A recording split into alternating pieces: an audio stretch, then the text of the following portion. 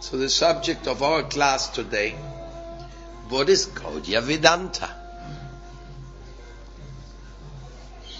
We utilize those words very frequently, Bhakti Vedanta and Gaudiya Sampradaya. But what is precisely Gaudiya Vedanta? Srila Bhakti Siddhanta Saraswati Thakur Prabhupada, he was emphasizing the Vedanta and its morphology and its ontology is a very important aspect as the foundation of his movement. Gaudiya Vedanta is the Tika, the explanation of the Vedic scriptures from the basis of the teachings of Sri Chaitanya Mahaprabhu. Gaudiya Vedanta is originally the Shikshastaka. That's where it starts.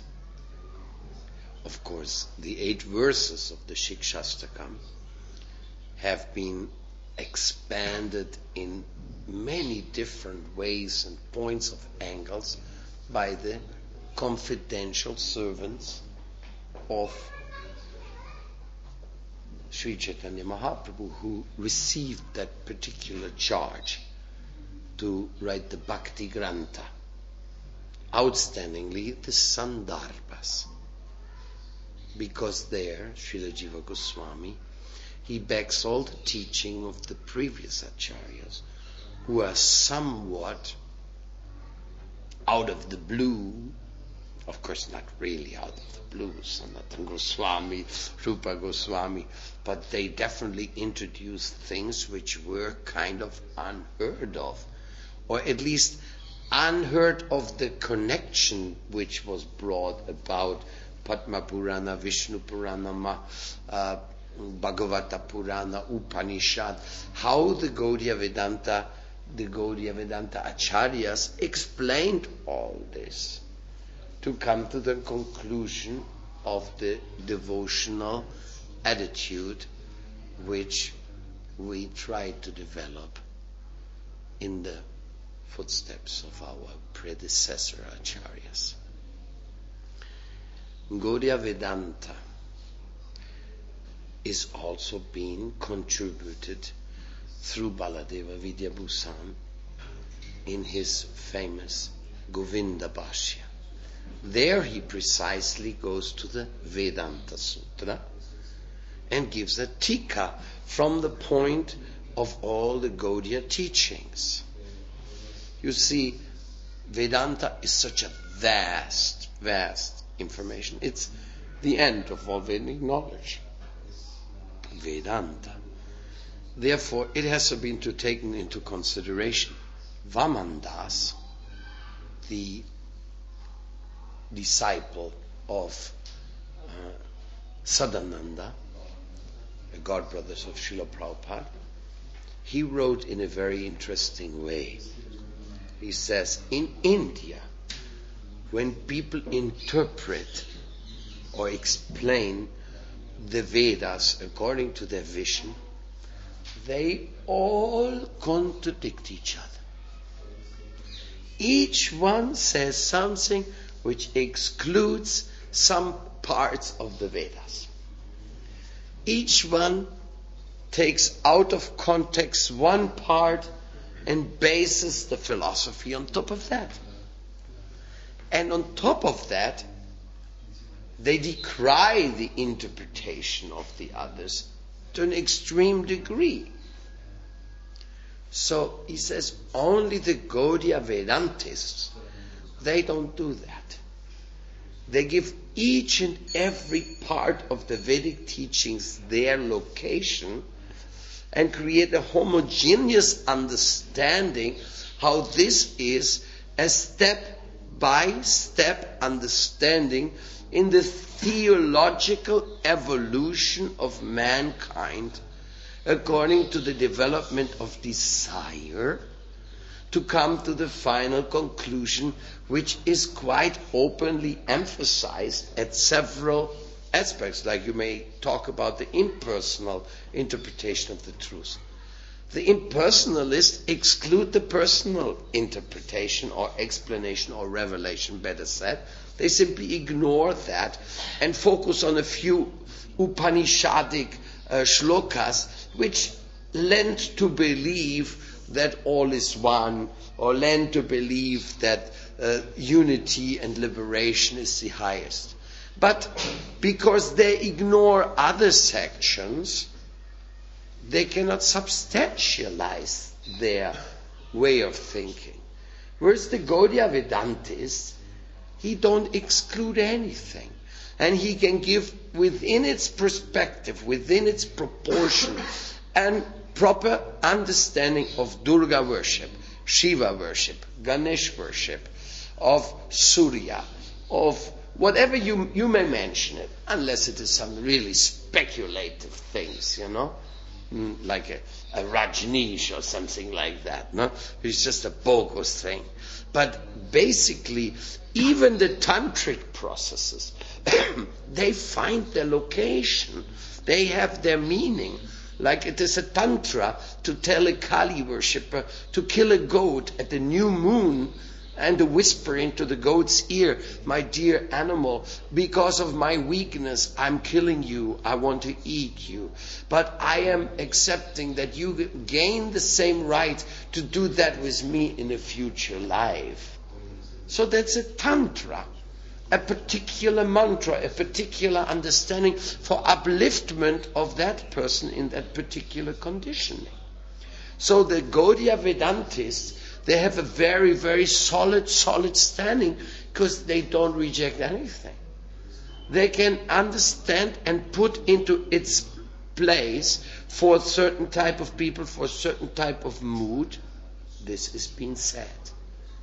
Whereas others cannot do that. Impersonalists cannot deal with the descriptions of Goloka Vrindavan. They cannot deal with it. They don't know what to say. Or they make another claim. They say, "Oh yeah, this is for entertaining our minds while we are still in a conditioned world. Then once we get a little higher, we'll reach the Brahman." But that's not substantiated in the scriptures. It says, "Brahmano hi apratishtaham amrit vyavayasya." Krishna says, "I am the source of that Brahman." What's the Upanishad said? Ishupanishad said, "Please remove this shining effulgence so that I can see your personal form." What does Arjuna says? "Krishna, please, this universal form is too much. I want to see your personal, original form." Ajopi sanavyayat mabhutanam ishvaropi. There's so many descriptions, there's so many hints clearly given that there is a personal, supreme person behind everything. So, can you imagine how wonderful this is? How the Supreme Personality of Godhead has been so kind with us and sent us this Gaudiya Vedanta. Because we may not forget that the Vedanta is the explanation which has to lead us to the Yuga Dharma. Because without Yuga Dharma, we'll be quite lost.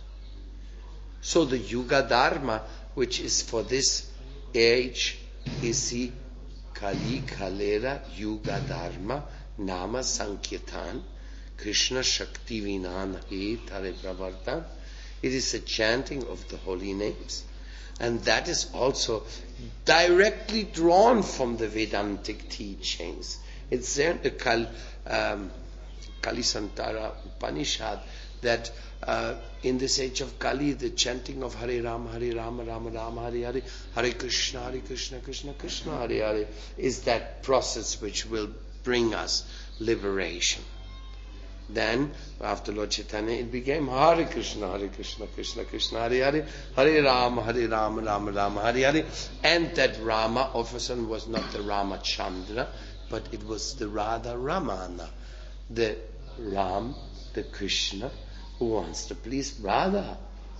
So, it is Very important, the Yuga Dharma, the Yuga, which the Yuga avatar is bringing for our liberation. So, Vedanta, Gaudiya Vedanta, this is such an important thing to understand the validity and the importance of our acharyas. And it has been neglected in India due to the influence of the West to actually pay good attention on Gaudiya Vedanta or to Vedanta in general. People are not really discussing, and without discussing they cannot come to a clue. Navadvip was a place of learning. Varanasi was a place of learning. There were places of debate on Vedanta, Nyaya, on all these different aspects of understanding the scriptures. That was the essence. That's what they were doing. And the conclusion was that the acharyas who were really capable of explaining this in the most magnificent way, should be followed. Because the essence, the substance, should be maintained alive. So Gaudiya Vedanta is the study of the Brihad Bhagavatamrita, is the study of the Bhagavata, is the study of the Sandarbhas, is the study of all the different books like Gopal Champu, etc., etc. And again coming back to square one. What is square one? Ishvara Paramakrishna Satchitananda Vigaha Anadya Adir Govinda Salva Karana Karanam. This is square one. Ishvara Parama Krishna. Krishna is the supreme controller. You know, knowledge and the end of knowledge means to know what's the origin, what's the middle, and what's the end. Like Srila Prabhupada often used to make a little fun of the scientists. He used to say, you become so specialist. You specialize and specialize and specialize again. Finally, you know everything about nothing. Because you specialized on such a teeny little bit, it's really nothing, no? But they think they can deduce or extract from a fragment knowledge about the whole. But you can study a painting for 3 trillion years and won't know who painted it. Even if you take apart every atom of the painting and do anything and everything you want, there's no way for you to find out who is the painter. The painter will only be known when he reveals himself to you. And he says, yes, I painted that. Or somebody who he revealed himself to indicates to you. So in the same way, we cannot get knowledge of the Supreme. Because Vedanta, Bhagavad Dharma, Bhagavata Parampara, this is all the teachings which is on the basis, in one or another way, all these words mean the same. They mean truth. Veda is truth. Bhagavad Parampara is the school of truth. This truth is Bhagavan. Bhagavan is the supreme, original fountainhead of all existing manifestations. So the Gaudiya Vedanta is the truth as being revealed today at this time and place by the grace of Sri Chaitanya Mahaprabhu. And Sri Chaitanya Mahaprabhu and the teachings given by his beloved devotees. It is so deep and so confidential and such an exclusive thing that when you go around the Yamuna and you see all the sceneries and you hear the peacocks and you see the beautiful trees and you see all this scenery, all this mixture, you most probably get lost and forget it. Because you cannot see it with your eyes. It's not an eye exercise. That Gaudiya Vedanta of Sri Chaitanya Mahaprabhu is entirely a heart issue. You can only understand it in the heart of hearts. There you will hear that Gaudiya Vedanta takes us all the way to Madhurya Rasa, unheard of, Venkatabhata. clearly stated there is nothing higher than Lakshmi Narayana.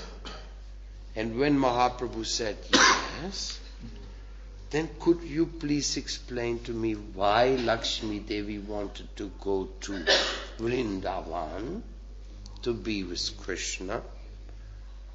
Then Venkatavada thought and could not really think of an answer. But then Mahaprabhu came with a second slap.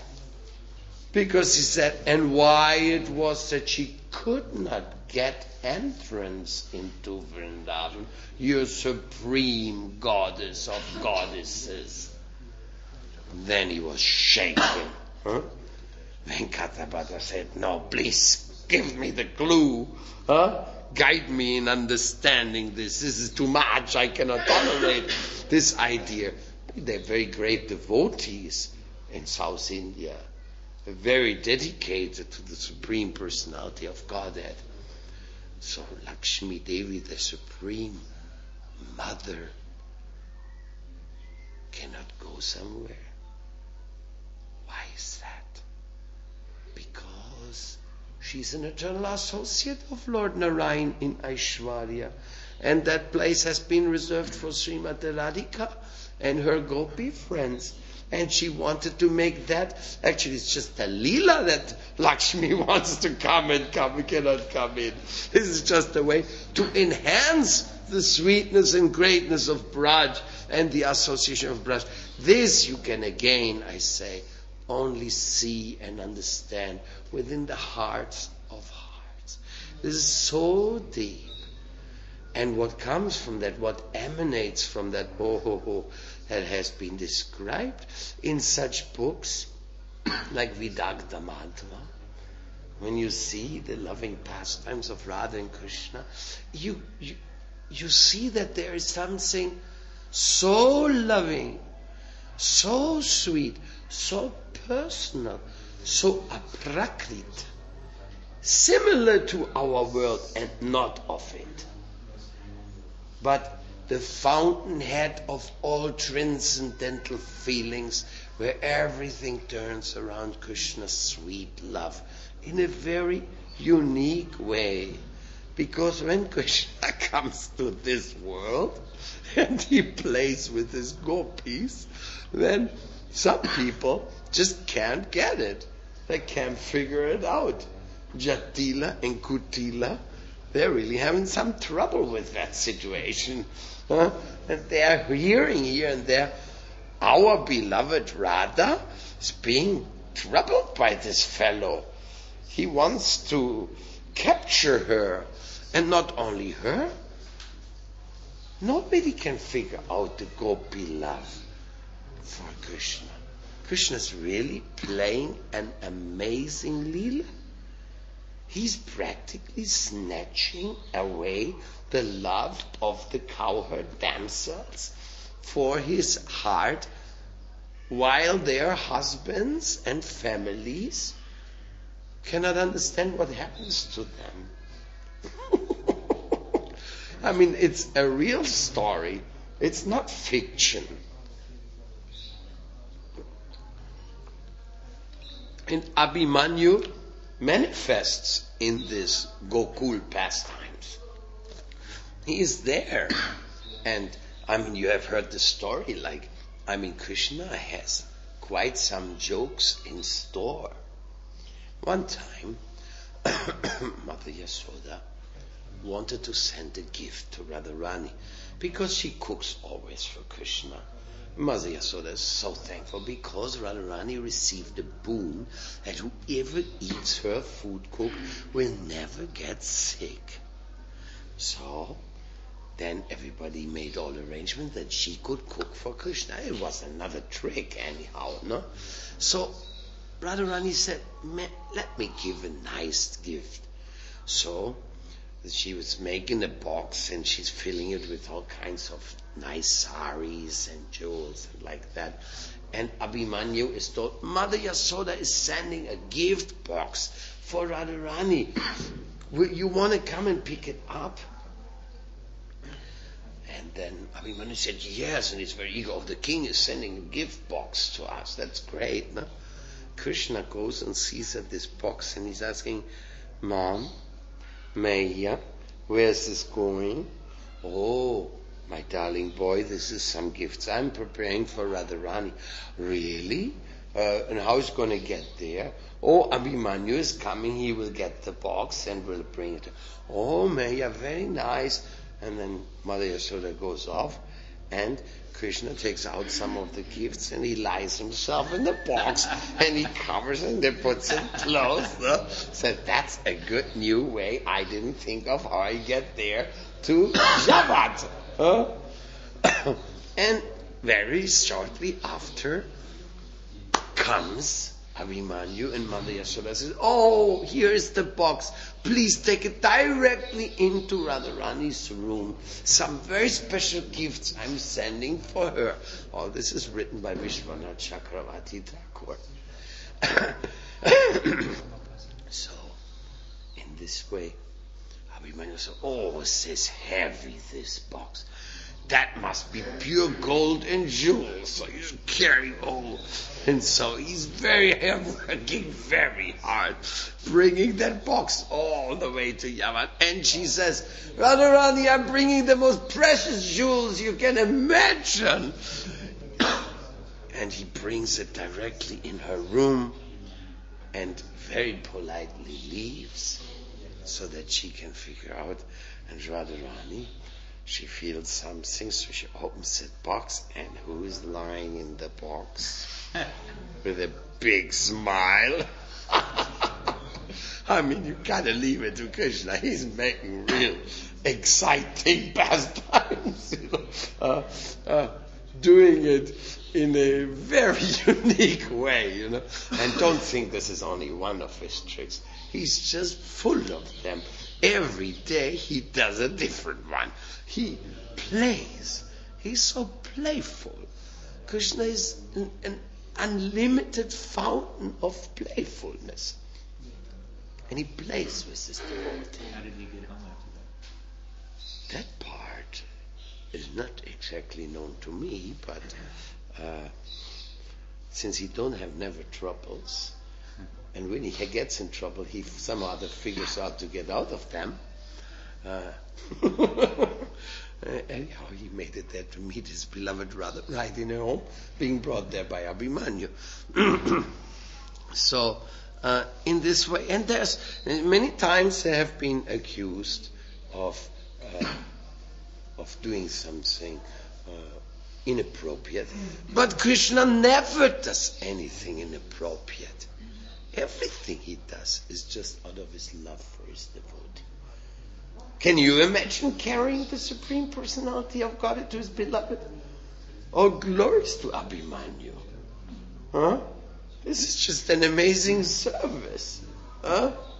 He's in Radha Dasyam. That person who we hear sometimes being talked about a little bit with indirect, that he isn't like the most intelligent. He's doing service to Srimati Radharani of a very extraordinary way. So, in this way, we are seeing that the pastimes of Krishna are unlimited. And it will go on and on. Because the Bhagavatam in the higher planetary systems has thousands of volumes. There's no end to it. There's no end to it. It is always dynamic growing of Krishna's wonderful leelas. So we are very grateful to our acharyas to have given us this Gaudiya Vedanta. And it should be part of our life to understand it clearly, even though we know that by getting lots of knowledge, we should be very careful not to be proud of it. Gaudiya Vedanta is a hard issue. And if you understand something of Sri Chaitanya Mahaprabhu's Chinatapi Sunichana, Tadorapi Sahishnuna, if you like to serve, if you like to go and to make yourself available to the transcendental sweet desire of Krishna, if you really like to do that, you know what happens? Then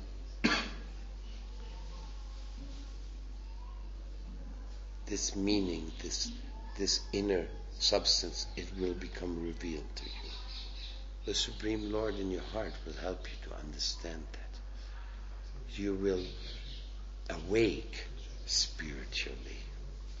And this spiritual awakening comes about by taking fully shelter the lotus feet of one's spiritual master, not in any artificial fashion. You cannot bribe your way into the spiritual world. You cannot cut corners. Of course, you can pray for mercy. That you can do. But if I really pray for mercy, then why should I not try to act in such a way to really get that mercy? Otherwise it is just a lip service. Give me mercy, but I'm going on just as I always did, just for my own pleasures. Doesn't make much sense. So the Gaudiya Vedantists, they are surrendering to the will of Krishna.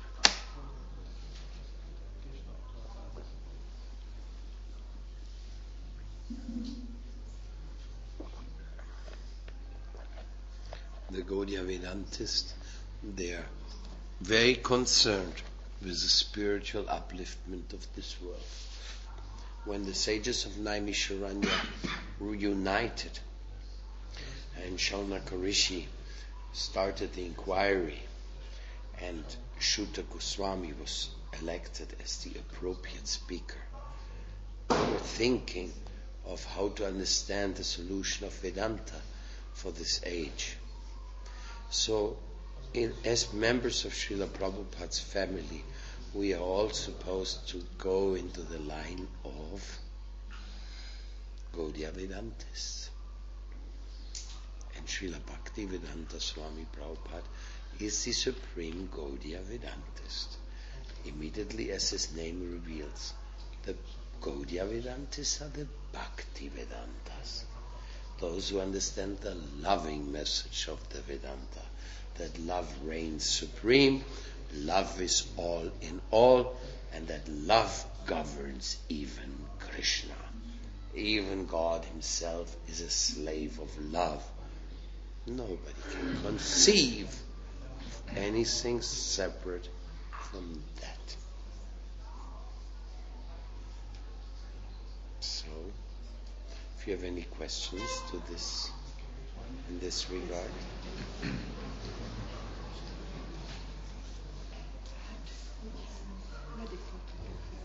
What pleases the Guru the most?